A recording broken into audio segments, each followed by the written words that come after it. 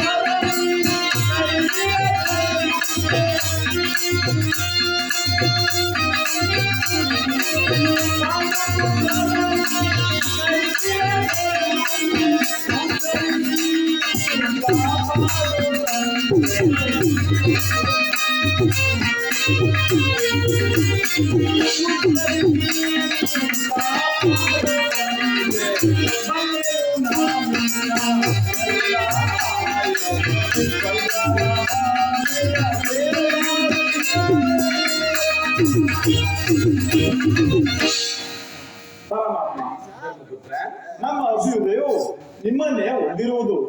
ನನ್ನ ಮಾತಿಗೆ ಗೌರವವನ್ನು ಕೊಟ್ಟು ಸಂಧಿಯನ್ನು ಮಾಡಿಕೊಂಡು ಬಾ. ಹಾಗಿಲ್ಲದೆ ಹೋದರೆ ನಿನ್ನ ಚಿತ್ತವಿದ್ದಂತೆ ಮಾಡಿಕೊಂಡು ಬಾ. ಮುಖ್ಯವಾಗಿ ಜಾತಿಗಳೊಡನೆ ಶಾಂತಿಯಿಂದ ಜೀವಿಸಬೇಕೆಂದು ನನ್ನ ಮನವು ತವಕ ಪಡುತ್ತಿರುವುದು. ಧರ್ಮಪುತ್ರ, ನಿನ್ನಿಷ್ಟದಂತಾಗಲಿ, ನೀನು ಆಗಬಹುದು ಪರಮಾತ್ಮ.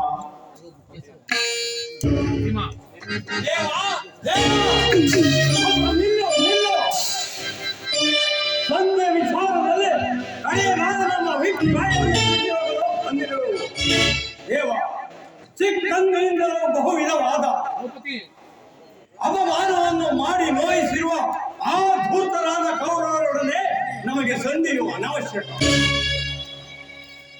ದೇವ, ನನಗೂ ಸಂಧಿಯು ಅವಶ್ಯಕತೆ ಇಲ್ಲ. ಭೀಮಾರ್ಜುನರೇ, ಹಾಗಾದರೆ ಧರ್ಮರಾಯನ ಎದುರಿನಲ್ಲಿ ಸಂಧಿಗೆ ತಕ್ಕೆ ಒಪ್ಪಿಕೊಂಡಿರಿ? ದೇವ, ನಮ್ಮ ಅಣ್ಣನಿಗೆ ತಿಳಿಯುವಂತೆ ಈ ಕಾರ್ಯವನ್ನು ಸಾಧಿಸಿಕೊಂಡು ಬರಬೇಕೆಂದರೆ ನಾವು ನಿಮ್ಮನ್ನು ಪ್ರಾರ್ಥಿಸುತ್ತಿರುವುದು. ಅಗ್ರಜ ಪರಮಾತ್ಮ ನೆರೆದ ಸಭಾ ಮಧ್ಯದಲ್ಲಿ ಅಗ್ರದ ಮನಸ್ಸಿಗೆ ವ್ಯಸನವಾಗಬಾರದೆಂದು ನೆಪ ಮಾತ್ರಕ್ಕೆ ಸಂಧಿಗೆ ಒಪ್ಪಿಕೊಂಡವೇ ಅನ್ಯತಾ ಇಲ್ಲ. ಬಾಲ್ಯ ಆರಭ್ಯದಿಂದಲೂ ಬಂದ ವೈರಾಗ್ಯವು ಎಂದಿಗಾದರೂ ನಾಶವಾಗಬಹುದೇ?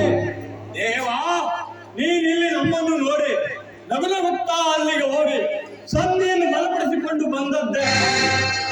13 ವರ್ಷಗಳಿಂದಲೂ ಹತ್ತಿ ಹೊಗೆ ಆಡುತ್ತಿರುವ ಈ ಭೀಮ ಕೂಡಲೇ ಹಸ್ತಿನಾವತಿಯನ್ನು ಪ್ರವೇಶಿಸಿ ಆ ಕೌರವರನ್ನೆಲ್ಲ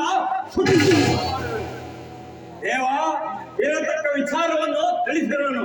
ಇದರ ಮೇಲೆ ನಿನ್ನ ಚಿತ್ತವಿದ್ದಂತೆ ಮಾಡಿಕೊಂಡು ದೇವ, ಆ ನೀಚನಾದ ಕರ್ಣನ ಶಿರಸ್ಸನ್ನು ಈ ಭೂಮಿಗೆ ಉಳಿಸುವುದಾಗಿ ನಾನು ಮಾಡಿರುವ ಪ್ರತಿಜ್ಞೆಯನ್ನು ನೀನು ಅರಿತಿಲ್ಲವೇ?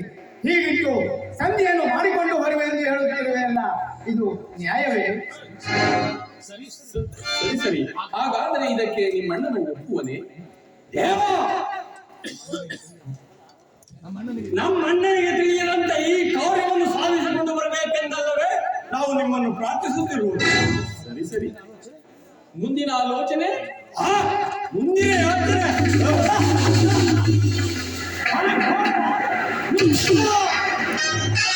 ಸಹೋದರಿಯ ಉಪದೇಶವು ಇವರಿಬ್ಬರಿಗೂ ಚೆನ್ನಾಗಿ ಏನೇ ಹಾಗೆ ಧರ್ಮಜನ ಮಾತಿನಂತೆ ಯಾವುದೇ ಕಾರಣಕ್ಕೂ ತಾವು ಸಂಧಿ ಮಾಡಿಕೊಂಡು ಬರಬಾರದು. ಈ ನೆಲೆ ಬಿದ್ದಿದ ಕೇಶರಾಶಿಯನ್ನು ಮುಡಿಗಿಡಿಸುವ ಭಾರ ನಿನ್ನದಾಗಿರಬೇಕು. ಸಂಧಿಯ ನೆಪದಿಂದ ದುರ್ಯೋಧನ ಕೋಪವನ್ನು ಕೆರಳಿಸಿ ಯುದ್ಧವನ್ನು ಸಿದ್ಧಪಡಿಸಿಕೊಂಡು ಬರುವೆನು. ನೀನು ಧೈರ್ಯವಾಗಿ ಭೀಮಾರ್ಜುನರೇ, ಇನ್ನು ನೀವು ಯುದ್ಧಕ್ಕೆ ಬೇಕಾಗುವ ಸಂಧಾನಗಳನ್ನು ಸಿದ್ಧ ಮಾಡಿಕೊಳ್ಳಿ. ದೇವ ಬಡವರಾದ ಕೌರವರ ಈ ಭೀಮಾರ್ಜುನ